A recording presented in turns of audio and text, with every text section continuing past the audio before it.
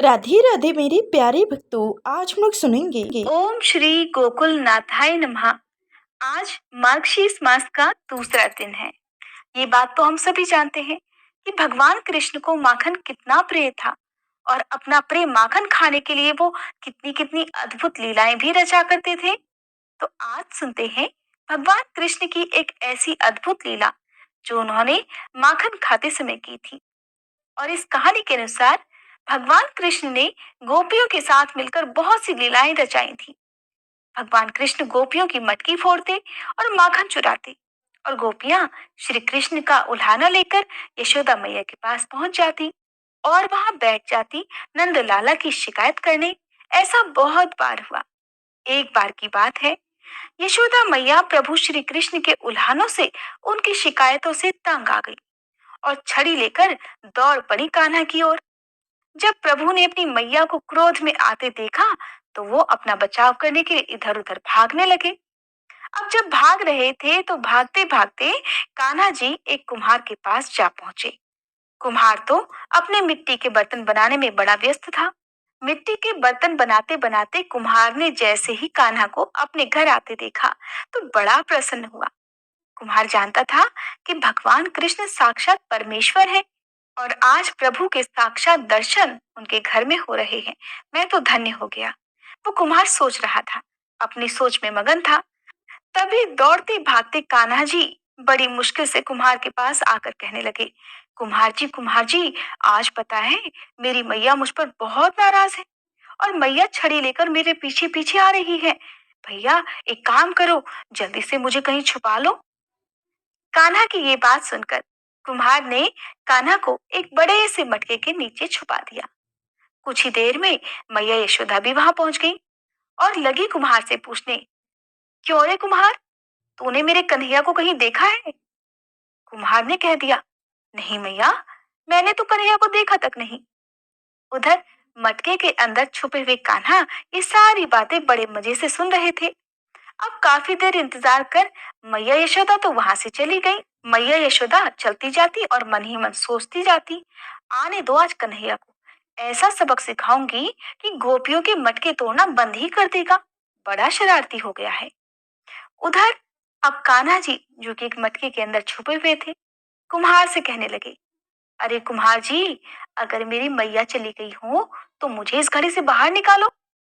सुनकर कुम्हार कहने लगा, ऐसे नहीं प्रभु जी, पहले मुझे 84 लाख योनियों के बंधन से मुक्त करने का वचन दो। ये बात सुनकर कान्हा मुस्कुराने लगे, कहने लगे, ठीक है कुम्हार जी, मैं तुम्हें 84 लाख योनियों से मुक्त करने का वचन देता हूँ। अब तो मुझे बाहर निकाल दो।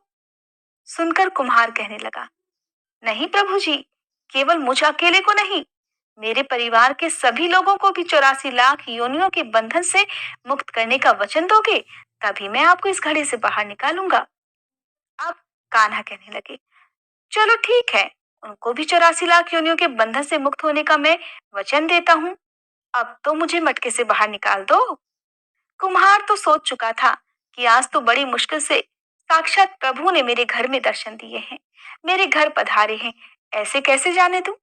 कुम्हार ने एक बार फिर से कहा, बस प्रभु जी, एक और विनती है मेरी, अगर उसे भी पूरा करने का वचन दे दो तो मैं आपको इस मटके से बाहर निकाल ही दूंगा। कान्हा कहने लगे, अच्छा, वो भी बता दो, क्या कहना चाहते हो।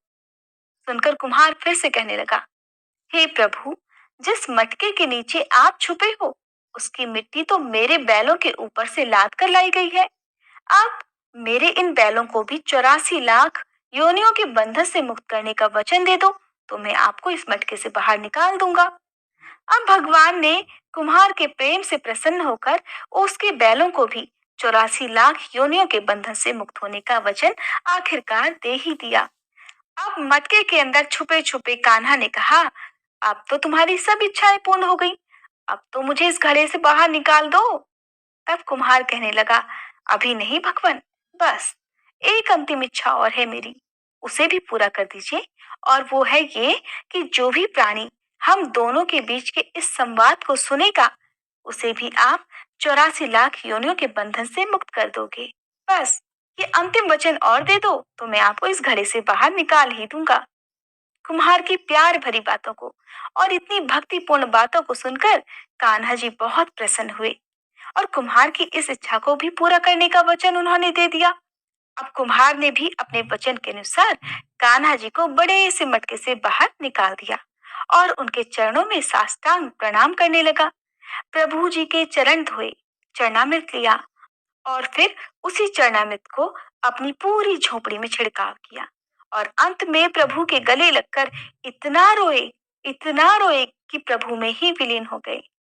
जरा सोचिए, जो बाल श्री कृष्ण 7 कोस लंबे चौड़े गोवर्धन पर्वत को अपनी एक उंगली पर उठा सकते हैं, तो क्या वो एक घड़ा नहीं उठा सकते थे?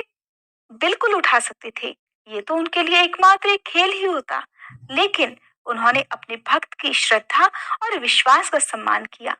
कहते हैं कि भगवान अपने भक्तों की श्रद्धा और भक्ति से ही प्रसन्न होते हैं।